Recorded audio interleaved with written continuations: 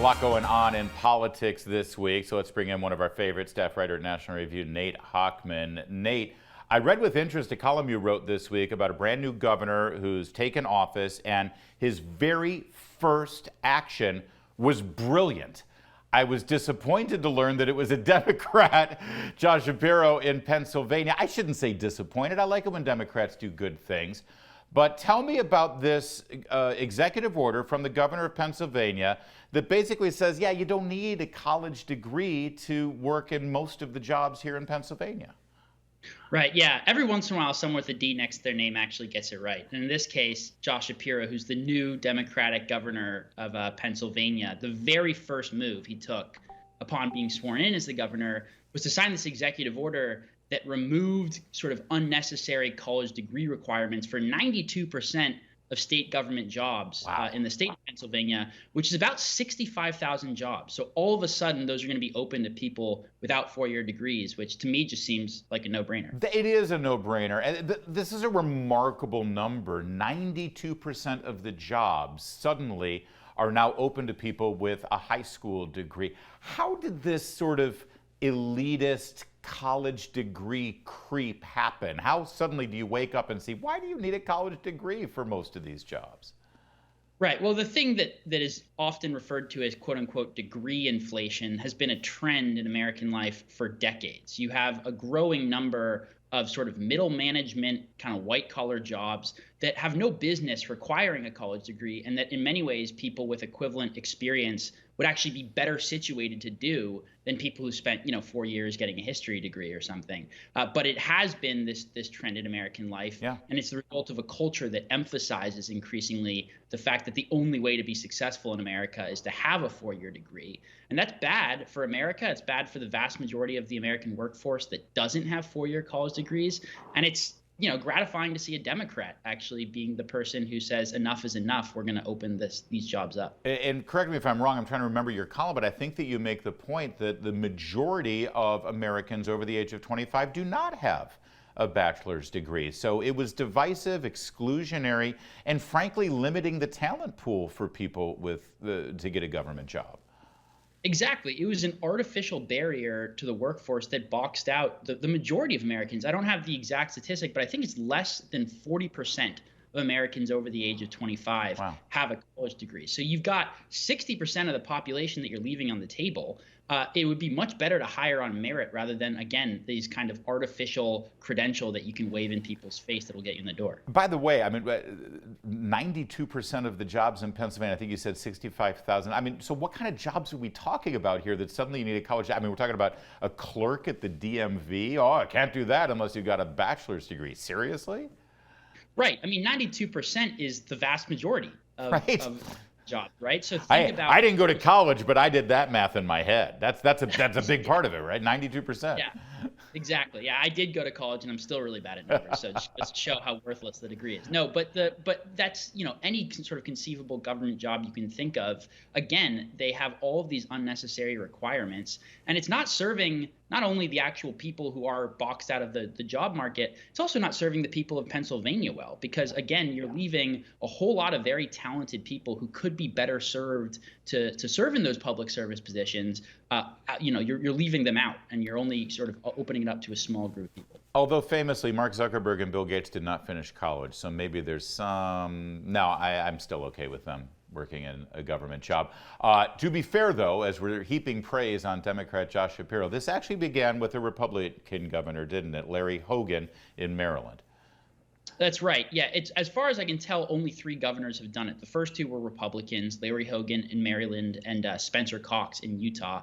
And now Josh Shapiro, as far as I can tell, is the first Democrat and the third governor to do it. To me, again, this just seems like a no-brainer. I think every governor should be doing it ideally, but especially Republicans who increasingly are opposed to the sort of higher education cartel. And the big realignment in American politics has to do with the fact that non-college educated voters are more conservative and vote Republican, and college educated voters are more liberal and vote Democrat. These are our voters. These are our people. and Republicans should be trying to help them out rather than box them out. And by the way, how about at the federal level? It would be a great platform plank for whoever becomes the Republican nominee to say this, because listen, you keep hiring in the federal government all of these elitist college graduates with a 4-year degree at your typical liberal arts college in America, and it's no wonder you end up getting a workforce that leans incredibly far to the left.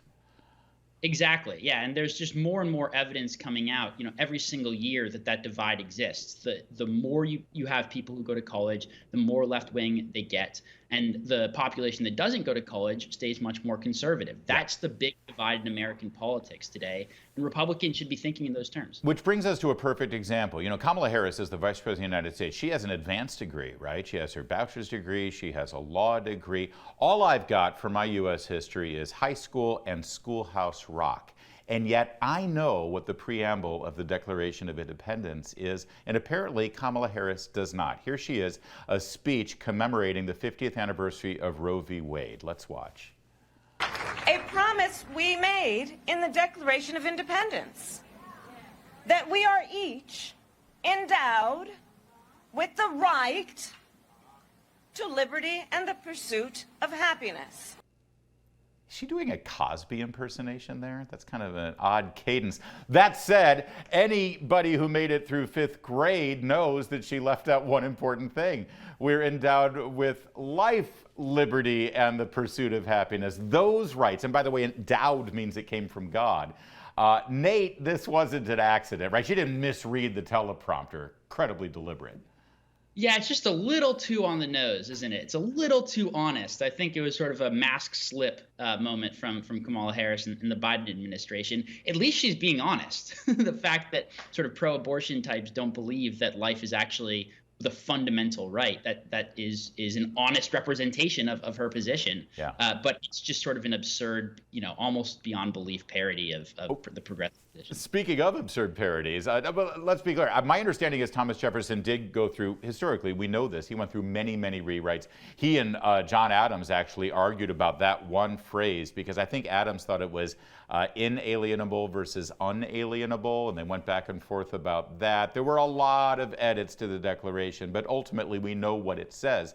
But Nate Hochman, National Review, in the spirit of Kamala Harris, you've actually come up with a brand new rewrite to reflect our current times and maybe even reflect this administration. Can we take a look at your creative writing exercise here? Here we go.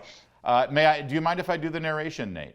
Please, I'd love that. We hold these truths to be relative, because my truth is the product of my own lived experience, and any rational criticism of its premises is literal violence. That all humans, particularly BIPOC women of color and LGBTQIA+ gender nonconforming persons, are created equitable, and marginalized groups are endowed by the government with exclusive affirmative rights, that among these are diversity, equity, and inclusion, and that to secure these rights, human resources departments are instituted among corporate boardrooms and Ivy League college campuses. It goes on and on, but Nate, you're not too far off. I mean, parody is real life these days with these people. Well, look, insofar as we're updating the Declaration of Independence to reflect progressive premises, I figured there's a lot more in the actual preamble that's problematic from the modern left-wing perspective than just omitting life. So if we're going to do it, we may as well go the whole way, and I figured I'd give Kamala Harris a freebie on this one. See, I know it's a joke, and I know that it's a parody, and you're satirizing them a la the Babylon Bee, but I mean, they really do want to rewrite our founding documents. They hate parts of the Constitution, like 2 senators per state, the Electoral College. They want to expand the Supreme Court. I mean, give them an inch, Nate. They might take you up on this mile. Well, they effectively have. They just, aren't usually as honest as Kamala Harris was at this speech the other day. But no, this is actually a reflection of the basic progressive political philosophy. They usually are just too smart to actually come out and say it as openly and as candidly as our vice president just did. Well, we appreciate your version, and maybe you should get to work on the entire declaration. Yes. I mean, July 4th is coming up. Yeah. Nate Hochman, staff writer at National Review, a byline that we check on a daily basis over there at National Review. So I hope you're listening, Charlie Cook. This guy's a keeper. Thanks for joining us, Nate. You're watching Salem News Channel. There's more to come. It's O'Connor Tonight.